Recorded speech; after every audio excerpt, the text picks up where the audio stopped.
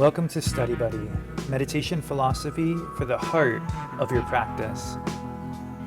This is a live online discussion of ancient yogic texts amongst meditation practitioners in the Shambhavi yoga tradition.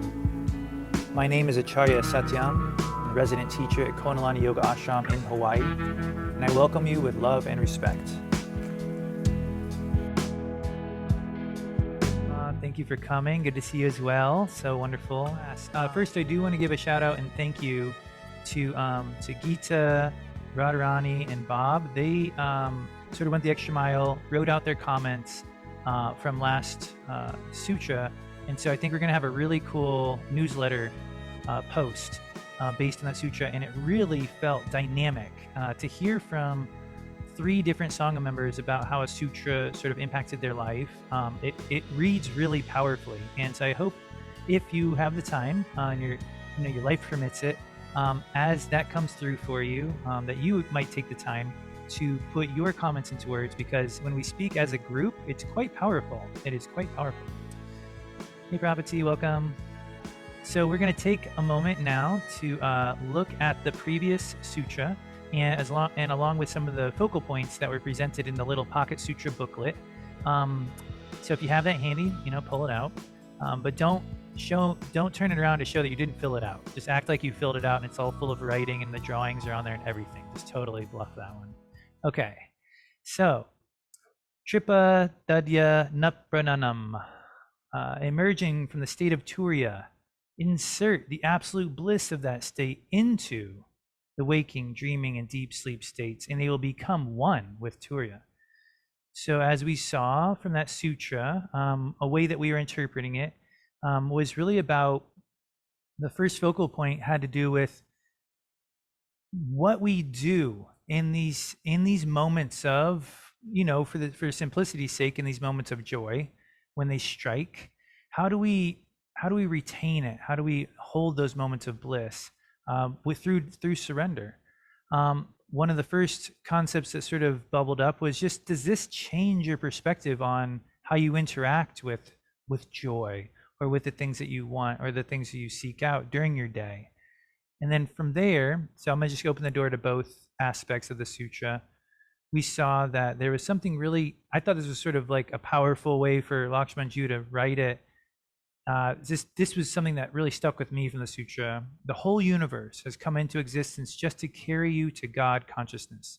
It is not meant to push you down. The universe is meant for your upliftment. If you know the trick of awareness during those moments of joy, you can enter God consciousness through taste, song, tension, and we had all those examples from the Vijnana Bhairava.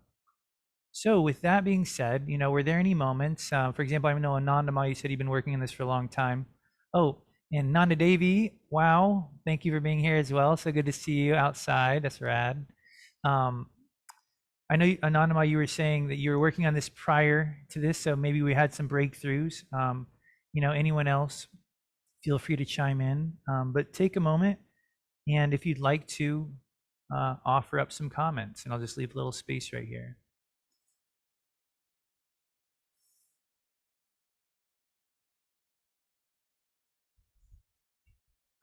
I'm going to just grab this remote to make sure I can hear everybody when they talk.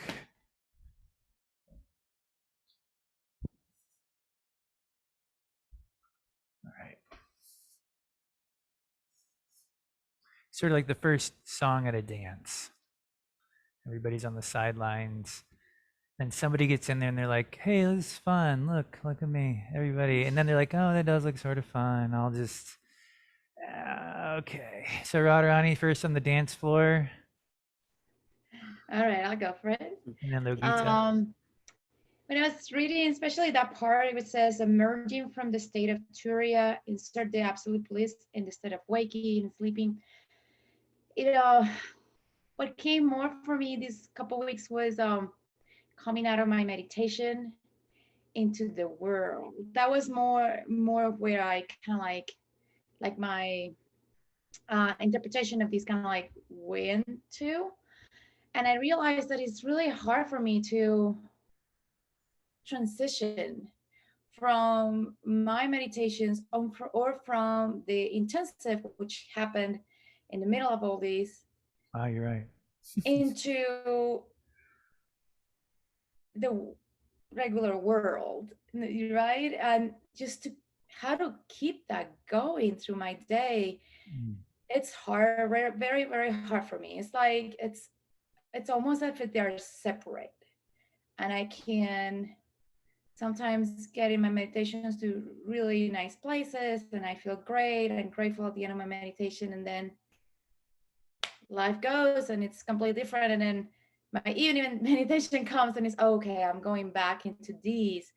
Mm-hmm. And even if I try to remember during the day, it's just hard for me. And one thing that maybe has been working, especially after the intensive, is just to think back to those moments and use the breath. Uh, just to take a little break. And if I remember, I'm like, okay, let's just breathe in and remember those moments and remember how I felt and remember, and I can be a little bit quieter and introspective and carry a little bit of it. But I Mm-hmm. find it's very difficult Mm-hmm. to carry that into my day. And this been something that has in different sutras have come in different ways. It's just like being connected through your day, etc. And it's always been a challenge. I think the only little breakthrough these couple of weeks has been that of remembering and using the breath to connect to it, and then it's gone after a while. Yeah, yeah. I absolutely, you're right. And you mentioned the idea that the sutras actually keep pointing to this experience because it perhaps is so challenging. For example, the next sutra is literally the experience you were just talking about. Like it's literally the work of our next sutra as well. Um, so yeah, you're right. I mean, doesn't it really represent like the goal of our practice, and the fact that you find it challenging is, to be perfectly honest, a good sign that you're experiencing the work. It's almost like if you're actually feeling the challenge, that you're noticing that there's something that you have to do that isn't necessarily getting done. Like I feel like that step is often overlooked as if it didn't matter, as if we could just jump over that step to the experience we're seeking. But I feel like what we're feeling in those moments is our potential. For me, something I've been doing recently. Not every situation permits it, but when I like you'll be like, I should be doing mantra right now, and you just start doing mantra, right? And then like minutes later, it's just gone. It's just gone. Where did it go? It really bubbled up, and so I know this could sound silly, or it might sound totally normal, but I actually use that metronome thing that I made where it just like beeps sort of in the background. And I found that like that extends that period a lot because I can't get so easily distracted. So sometimes it can be helpful to set a goal. Like if you remember to catch, to be with your breath, like what task are you working on? Could you do it till the end of this task? Like setting a small goal can sometimes get you further than setting the infinite goal. Right. So that's just one thing that popped up for me when you were speaking. And I was like, oh yeah. And I've had a little bit of progress with that, with the support of that metronome, which I know isn't always possible, but it is sort of a background noise and people don't notice it. So, but thanks, Radharani, for kicking us off. Yogita, do you want to chime in?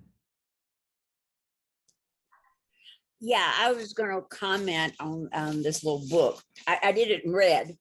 Nice. You said do it in different colors. I was thinking about 2 Wednesdays that I had. Wednesday before last, I was teaching a craft class. We were making these beautiful wreaths for the doors, and I love to do crafts. And so it's here to compare, something in your daily life to something you're creative with. And I was thinking about that first Wednesday, how I would, get all my stuff together and how excited I was to show them how to do it. And they were creating this beautiful wreath. Well, I was having trouble getting my house cleaned. And that's what I did this Wednesday. And it was just like drudgery, you know. I mean, I didn't look forward to it or anything. And so I was trying to think about trying to bring that excitement that I had making the wreaths and to the house. And one good thing about cleaning the house is I put on chants, and that helps me a lot, where I can't really do that when I'm, you know, teaching wreaths or stuff. But that's what I would still rather do wreaths than to clean my house. But Nice. but trying to bring, you know, but it is really nice when you get it all cleaned and you rearrange things, and you know. Yeah. It's similar. You have a very similar comment to Radharani in that you're sort of, you know, reaching back for that experience where you're like, I know this exists in there. I know it's in there. I felt it before. I feel it in these times at the intensive. I feel it when I'm doing wreaths, and that is sort of a way for you to tap back into it. That's really helpful. And I saw your hand go up, Usha. You probably wanted to comment on Yogita's comment. Well, that and just so I remember Babaji saying that this our spiritual work always has to be intentional. You know what I mean? We have to make the effort. And so I think that's okay that we feel like we have to make the effort, you know, and the goal is to sustain the effort. But I think it feels like to me that you have to intentionally go inside in some fashion or another to connect. And I wanted to share one thing for me that I've been working with, and it's that just trying to feel that part of me that's always present for the experience of the object, or that's always like to feel like it's just like really subtle, but to go there for, you know, because we're the teachings and we know we can always get there, you know, we can feel the witness or our awareness, but just to intentionally feel that part of me that's always there through waking. And when I can do that, it's it turns out to be a blissful experience if you maintain it. It turns out to be, anyway, so that's how it's been working for me. And then the last thing is today when I was working with that, I remember the thought of that in the teaching that in pleasure and pain, it's all the same. So, you know, that same thing, no matter what we're experiencing, it's the same inside. Mm-hmm. We're the same awareness. Mm-hmm.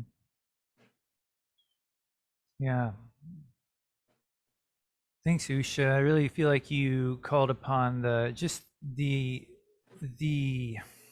essence of what we're reaching for in these moments of these fleeting moments of joy, when we get a spark, or as the sutra says, like a flash of lightning of happiness that occurs, and in that moment we have the choice to either fixate on the light, what the lightning flash is illuminating in front of us, which could be like a ripe strawberry, or to actually feel the source of this flash of lightning, which is in our heart, which is actually eternal. It's just popping through the clouds at that point. It's always there, right? So it's like when you talked about trying to find this aspect of yourself, feeling for this part of yourself that's always there, that's more eternal than any of these fleeting moments, whether they feel like they're up here or down here. There's a part of us that remains, and is in there, you know. I guess a better example would be like the sun flashing through the clouds. When we see that ray of light, we think, oh, this is my moment.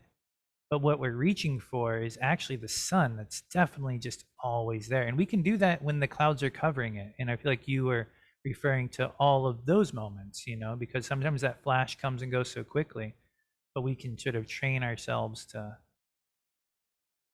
recognize that more eternal space. Thanks, Usha.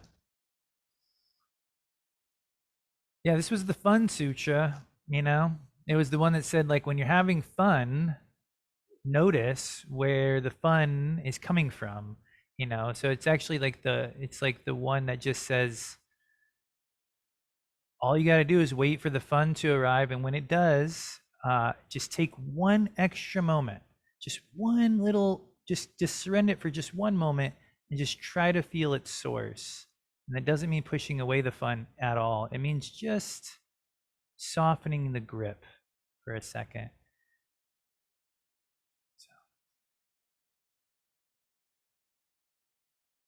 Songs, melodious songs, it says, like when you have an experience like that, it's totally an opportunity. Food, beverages. For thousands of years, people have enjoyed food, beverages, and songs. And only the yogis have been looking at them a little bit differently. All right, last minute or so, in case there's any last comments. Sure, Bob. Something you said reminded me of telephone poles. And when you're driving, telephone poles are spaced far enough apart that if you tell yourself, I'm going to do my mantra till I get to the next telephone pole. If you find that that's easy, then you say, I'm going to do my mantra till I hit 2 telephone poles. Yeah. Or 3 telephone poles. If you've got a nice long drive, you might be surprised. Anyway, that's something that I've always enjoyed doing when I'm taking a trip. But, I love it. All right, well then we'll stop there. You got it. I think we all have to try it. I mean, I'm definitely going to try it. Usha, yeah? I had another experience of maybe how we can reach this state is I was introduced to this, to watch this YouTube of a famous piano player, artist that is from, I believe, Sweden. And when I was watching her play, you could tell you could watch her go to this place that we're talking about, and she was the music. And so that was really effective to me. Was just an amazing artist, and she just plays the piano in so many different ways. And so that was another thing that I thought was really effective of connecting. Absolutely. Yeah, we don't have to, we can go to the source when we're the audience or when we're the artist or the creator. And in both cases, it's better. Sure, Rujanima. Hey, can you guys hear me okay? Did I get closer? Okay. I haven't been to a lot of classes. I've been working a lot of hours over the past several months. But one thing I have done, because I've been at work so much, is to find time in my day to connect with that. I've found like physical cues for myself.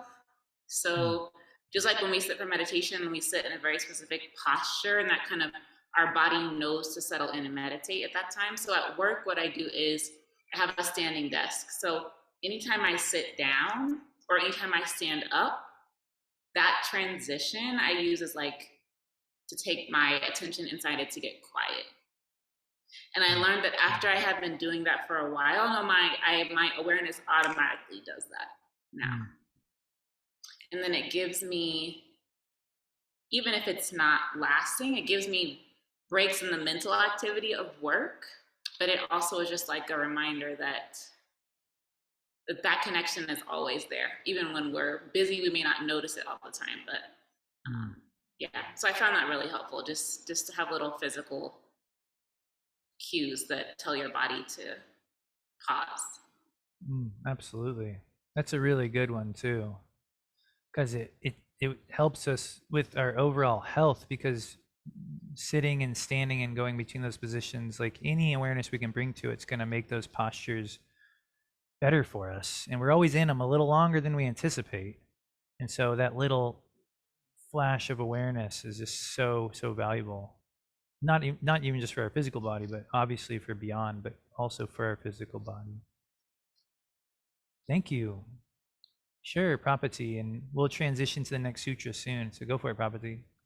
I'm really embarrassed. I did not read, but to do the homework, we were supposed to do homework, I'm assuming, because I feel like I missed this. But I heard you say or read, I'm not sure, at the beginning of this class, that Lakshmanju said something like, the world is here for us to feel the bliss of our existence, not to squish us. Like, I feel like that's a huge paradigm shift for probably all of us, but especially Americans, or just the narrative that I grew up with, which is, or everybody, it's like a thing, like, oh yeah, everything's trying to, like, the man's trying to bring you down, you know. It's just how we think, and then to think of that, the opposite. I really, really like that.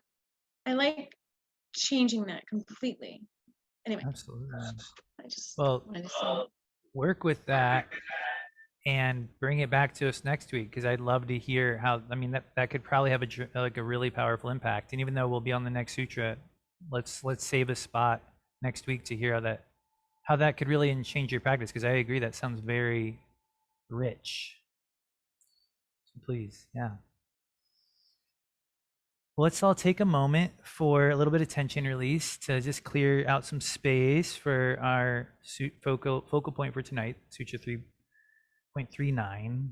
So many of you know this. Go ahead and just do it at your own pace. I'll just give a couple of cues. Nice slow inhale, picturing it flowing through the third eye, down the throat, towards the heart, crystal clear prana, so fresh. Fills the heart space. Then we pause the breath in the heart without gripping, holding the breath, allowing that prana to really circulate, break up any crystallization and debris that gets kicked up with our practice. And then as you exhale, nice and slow, picturing that sooty or, smoky or ashy substance flowing out of the heart, down the arms and out the palms and fingertips. Swallow and go at your own pace for another time or two.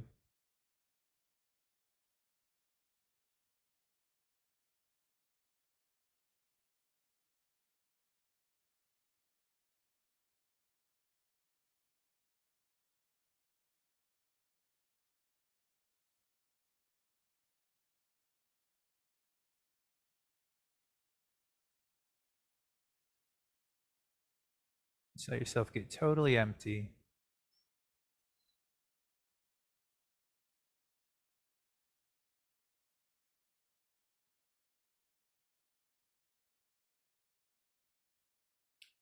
Flick out the fingertips after that last exhale. Wipe off the arms. I'm going to bring myself into full screen just in case anybody's not able to do that on their own end. And please remind me when we discuss, I'll go off of that. Sure. So let's start by pronouncing the sutra together. This is Citta, sthiti-vaccha-rīra, Karaṇa-bāhyeṣu. I guess it's an SH, shu. Citta, sthiti-vaccha-rīra, Karaṇa-bāhyeṣu. It's a mouthful. And have fun with that one time on your own.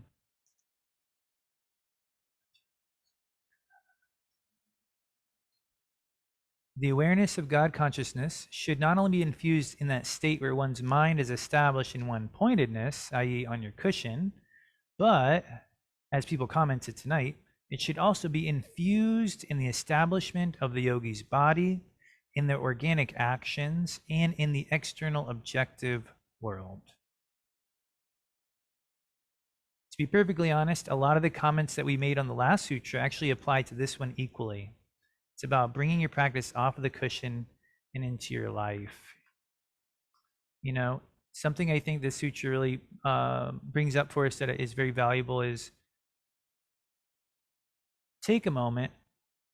This is something that I think we're all referring to there for a second. Take a moment, let yourself just sort of close your eyes and assume, you know, your posture and quote unquote, turn your awareness inside, right? Feel stillness, feel the breath, bring your awareness towards the heart.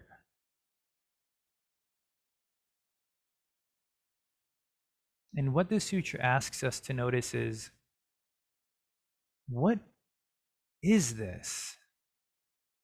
Who are you right now when you do this? Is this a different you? Or is this a state of being that you can call upon even when you open your eyes? So take a moment with the eyes open and do the same practice you were just doing.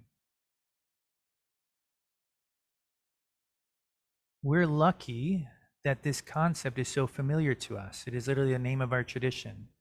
Shambhavananda, Shambhavi Mudra, the ability to have one's awareness inwards while you deal with the world outside of you.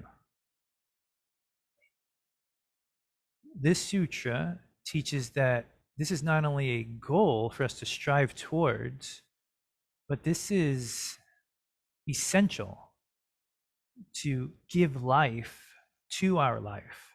That this is where life force comes from. This is what makes your world magic. This is what puts you in the flow, right? So we think, oh, I'd like to do that more. But essentially, it's like this is what we're living to figure out. This is the joy we're seeking. And it's a practice like any other. Think about mantra. When you start doing a mantra, it's in the mouth. It's Om Namah Shivaya, Om Namah Shivaya, Om Namah Shivaya. You do it longer, whether that means more mantras, more malas, or years, you know. And it finds its way to the throat. It finds its way to the heart, to the navel. Om Namah Shivaya. And it's a totally different experience. Well, this Shambhavi Mudra that we talk about and all are working towards is similar. If we apply ourselves to bringing that tension inwards in a variety of settings and situations, we will get better at it, just like we do our mantra from a deeper place after doing it for a long time. And what we find is that that is the life force that sustains us. You know, and I found a quote from Baba for the Pocket Sutra that sort of alludes to this, that's the force behind our senses. That's the force behind our thoughts. And then the idea also of bodhicitta, the idea of cultivating this as a way of infusing your practice with meaning, infusing your life with meaning. And so starting to look at this Shambhavi Mudra, not as necessarily like a far-flung goal, something way down the road that hopefully we can attain one day, but as really the trajectory of our practice and something that we can get better at, something that we can apply ourselves towards. So let's jump in to the text here. Sharon and Ayu, if it's possible, would you mind reading the first quote?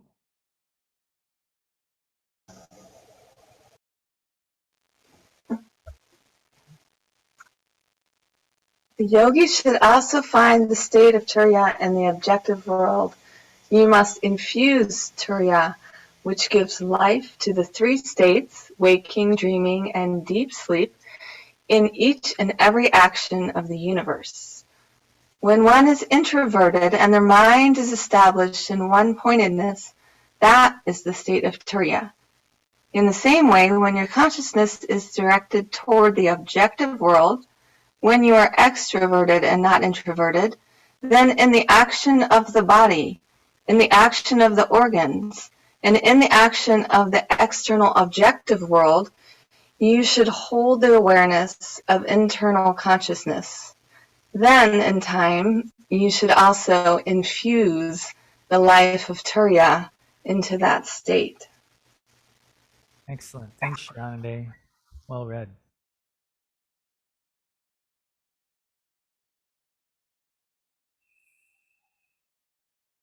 So right away, our goal is to find this inner awareness in the objective world.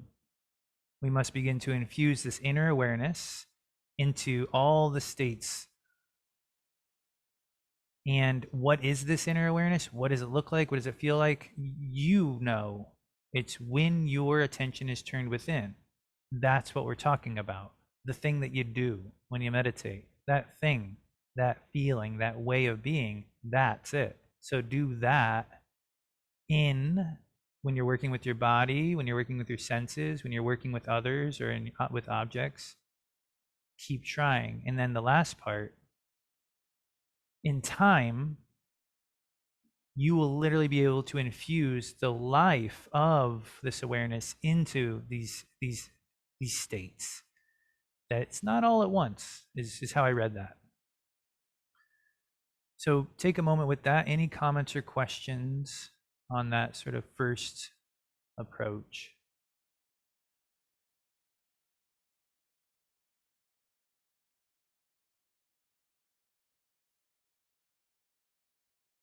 Bob, sure.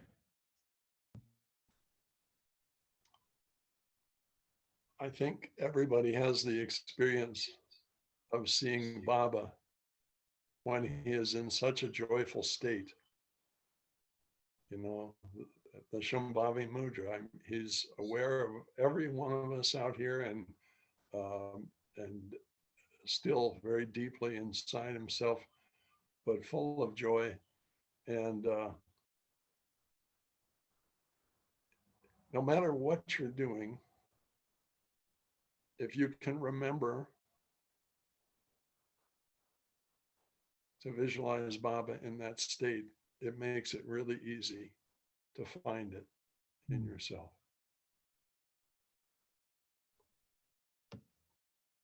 Thanks, Bob. I know in the Yoga Sutras, Patanjali has similar advice where he says when encountering the myriad of obstacles that we encounter as we seek to grow, which he has a list this long, it's almost comical. He says, you know, one of the ways to transcend it is to focus on, you know, an individual like a teacher who has attained that state, you know. And so, yeah, that's a verified practice, you know, across many traditions. So may we all, you know, use that practice if that fits in with where you're at in your practice. You know, if you have that kind of connection, use it. If it's still, you know, cultivating, you know, there's a lot of other ways to access it, you know? But that is a good one for those who have that kind of connection.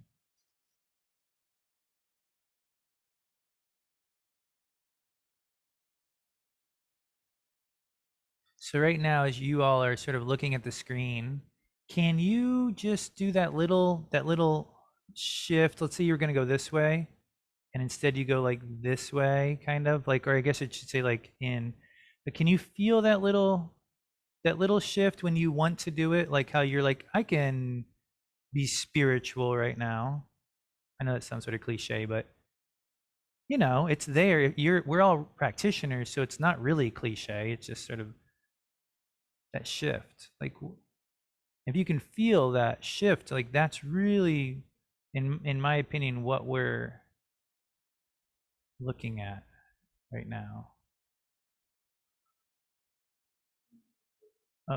Oh, Anju, great, go for it.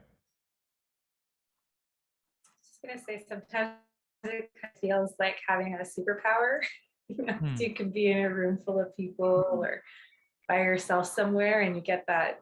I don't know, it just sort of, I guess more so lately for me, just kind of arises sometimes, and sometimes it sort of surprises me because I might not be being as conscious about it, but it sort of just shows up for me. And I just feel so grateful to have that, like looking around a room full of people, and maybe they have something like that. Maybe I don't. I'll never really know, right? Because we don't necessarily, I'll talk about it with like strangers in the grocery store or something, but it's just kind of incredible that it's just there, and, doing the work that we do every day just sort of allows it to sort of flood in when you need it. And it just kind of feels amazing that that slight little shift, it's kind of like just magic sort of arises and allows like my entire perspective to change and helps me remember what I am instead of getting, lost in the delusion of what I'm not. Thanks, Anju. So many wonderful messages in there about the superpower, that it's such a subtle shift you wouldn't even recognize it if someone was doing it in the room that you're in, and that it really is the way that we know who we are, because finding who you are amidst all the sensory information and thoughts in your mind is like a needle in a haystack, whereas this is like a lot clearer, just that little shift and you're like, there I am. Anandama? Yeah, I really liked what Anju was saying. And I think because I've been able to do that, since the intensive, it's been really hard. I've had a tidal wave of emotions that are not pleasant and conflicts with people that I usually haven't had them with, and challenges.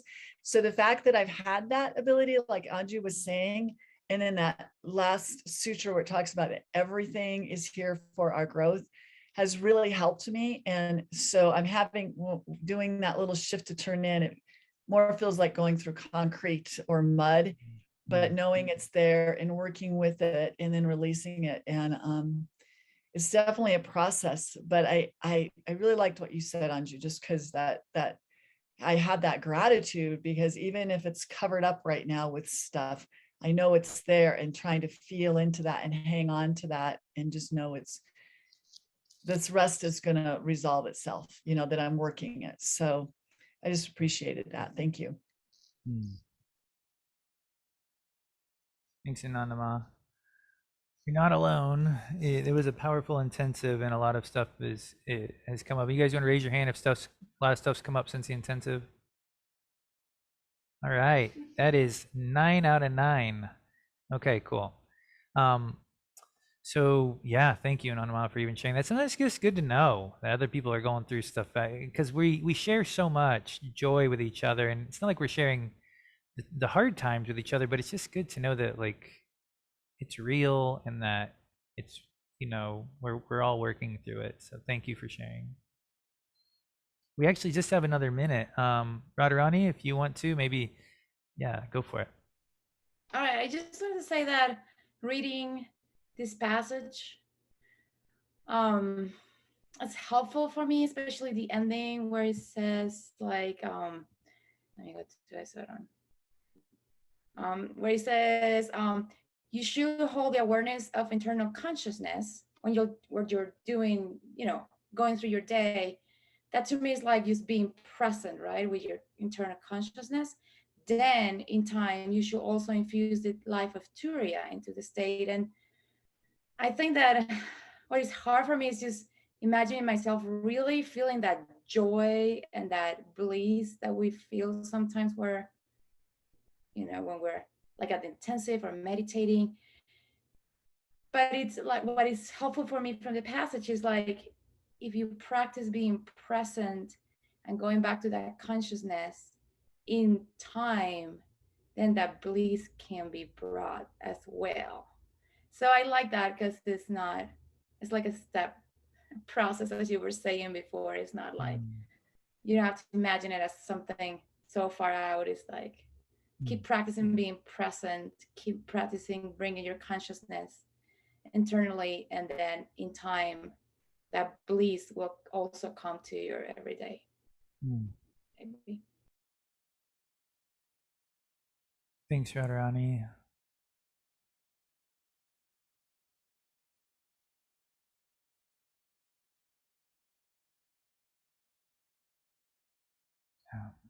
Yeah, this inward turn. I mean, we're all totally capable of it. You know, the talk last week from Yogita and Dharma showed us that the very concept of it could happen spontaneously, we're so close to it.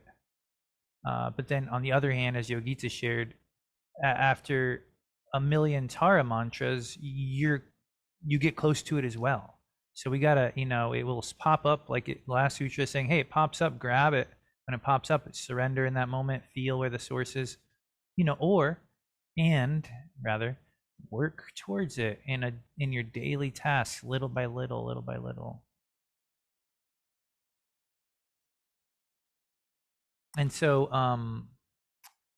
there is more to the sutra that will be in the pocket sutra for the week.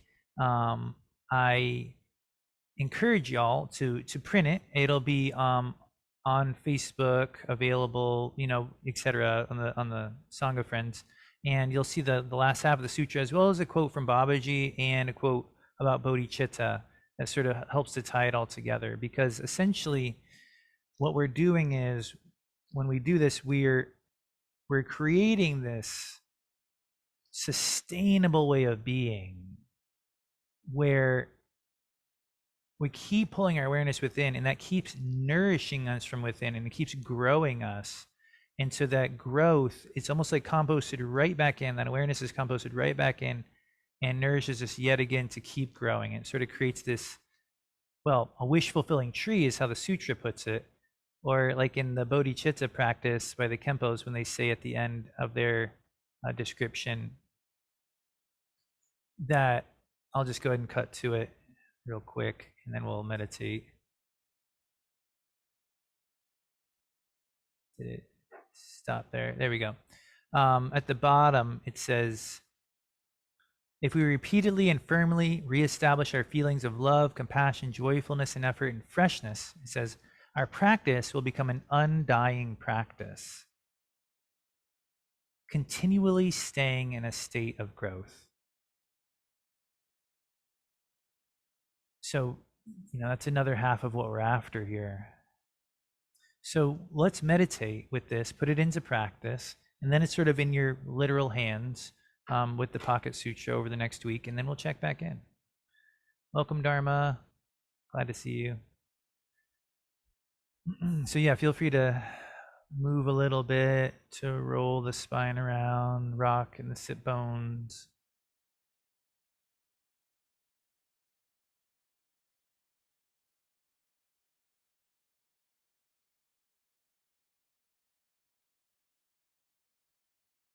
And once you start to settle in to your practice, let yourself float towards stillness. That means let yourself move a little bit right now, imperceptibly. You can feel you're sort of moving, but it's very, very small. And that just keeps that really subtle, deep layer of your postural core awake. It's not a tensing at the midsection by any means. Effortless effort as is described in the Yoga Sutras. And you should be able to arrive at a state of balance. And then from that state of balance, we can find our breath flow, and we work with it very similarly. Where at first we imperceptibly manipulate it, you know, just a little bit of pulling in and a little bit of pushing, just to make it smooth, very gentle touch, but we are stretching the breath a little here. Our breath tends to be shallow, and so gently stretching it is usually taking us towards our natural breath flow.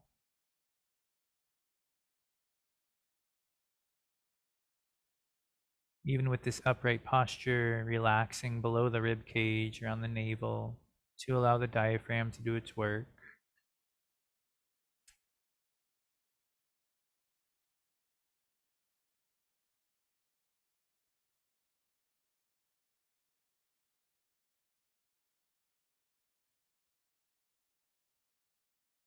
Allow the eyes to close. Can swallow, clearing the pathway to the heart. And just take a moment to observe yourself. What is it that you're doing right now? We call it hard sometimes. Sometimes we call it blissful. We call it work. We call it rest. We call it everything. This inward gaze. Well, what do you call it right now? What does it feel like? What's the difference between this and your normal gaze?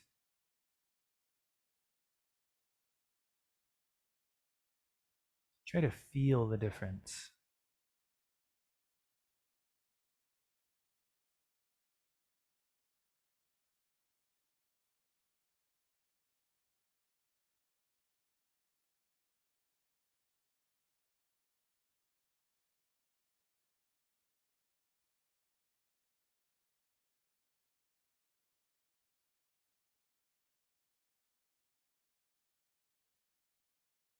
As you bring your awareness down towards the heart, there's a seat for you there. The higher mind, this higher seat of awareness, is actually below the head, it's in the heart. There's a throne for you there.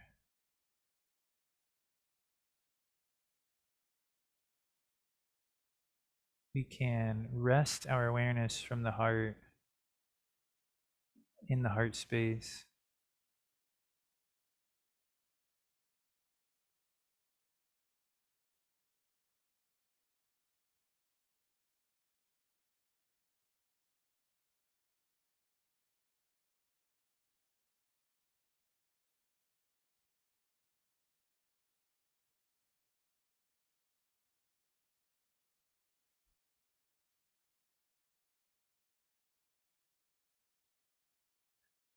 Is this so different?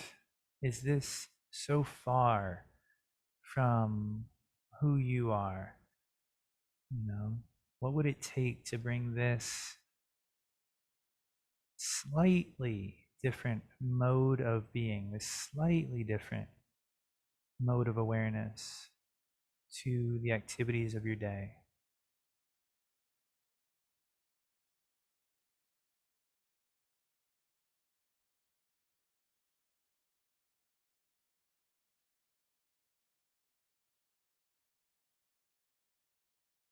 You probably feel safe here. You probably feel like you're getting a recharge.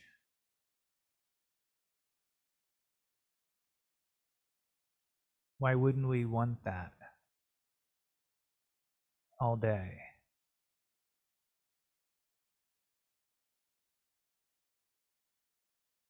It might not be this easy, but it's still there.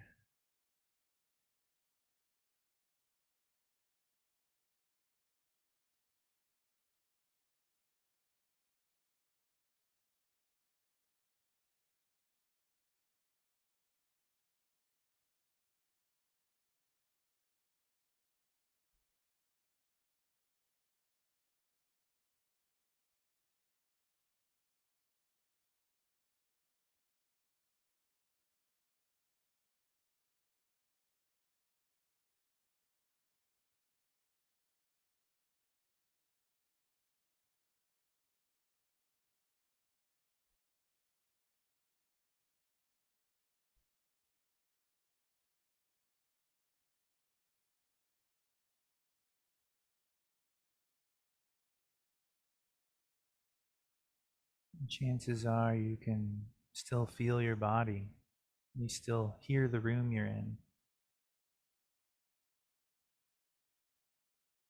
And yet there's something different about the way you are right now.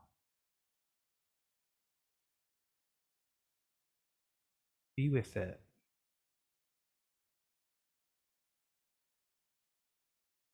Don't take it for granted.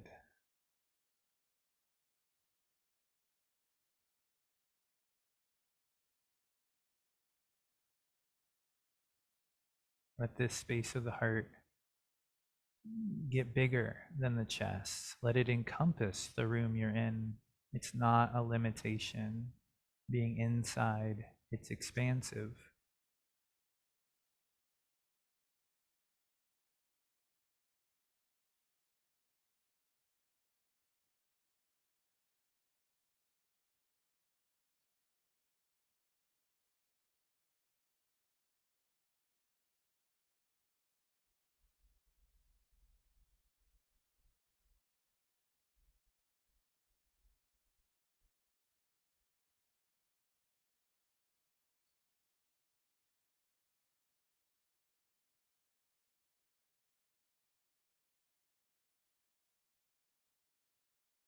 This space of awareness is very sustainable.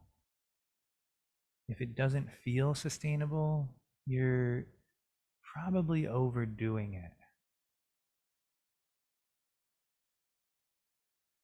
It's the most sustainable place. It's the most natural place to be.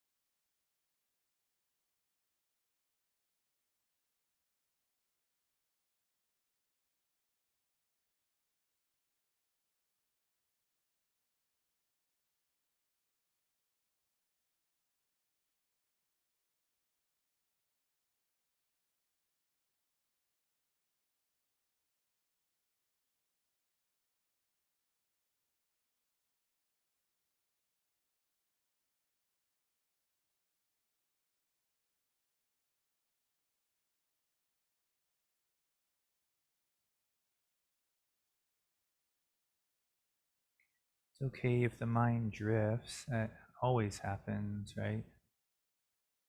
But remember, this place we're going it's like the ground. And the mind, the thoughts, those are like clouds going by. So all you gotta do is let them go and just float right back down.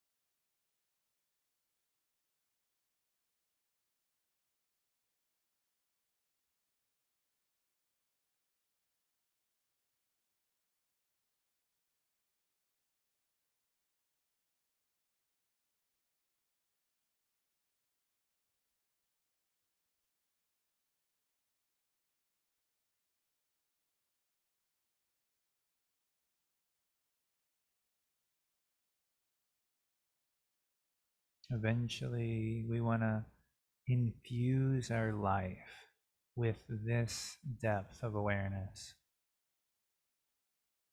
Can you imagine even just eating dinner with this depth of awareness?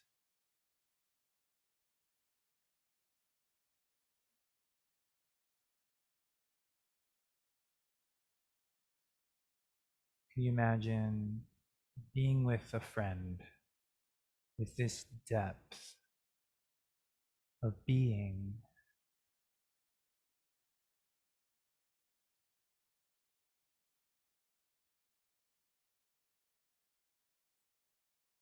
Feel this well of the heart.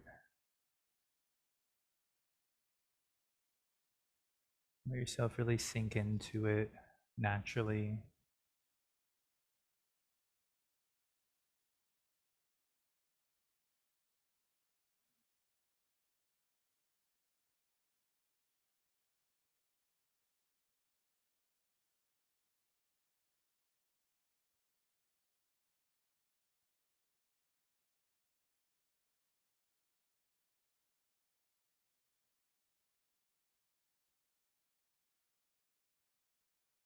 And for the last couple minutes, allow your eyes to open, and keep your practice going inside.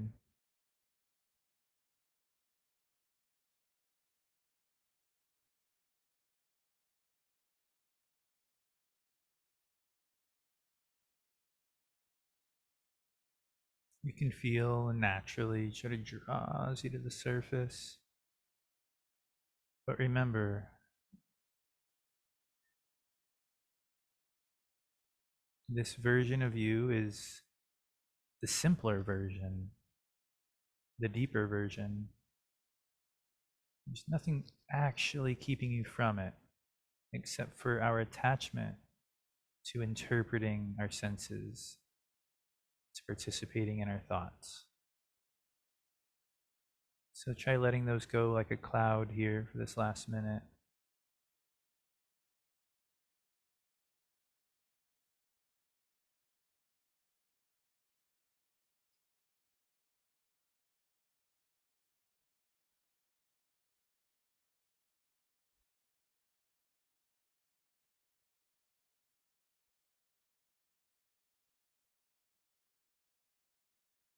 Remember, there's nothing keeping you from this state.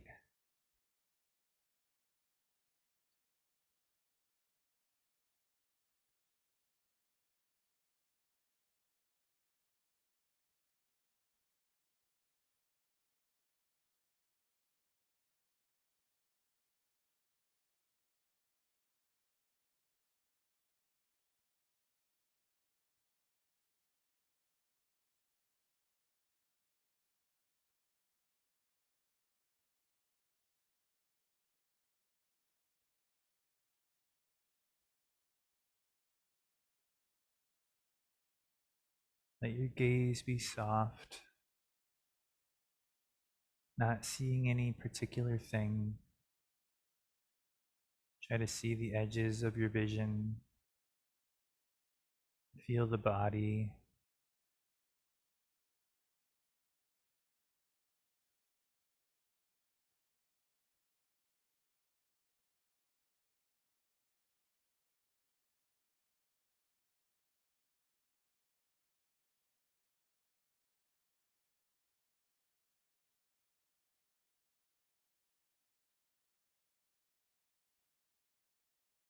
And don't be so quick to let go of this version of yourself. So quick to jump back into the shoes on the other side of your shrine door. You know, this version, according to the sutras, is you. And so keep reaching for it throughout the week. And when we check back in next week, we can start by sort of sharing any kind of small or large breakthroughs that came through. So namaste, everyone.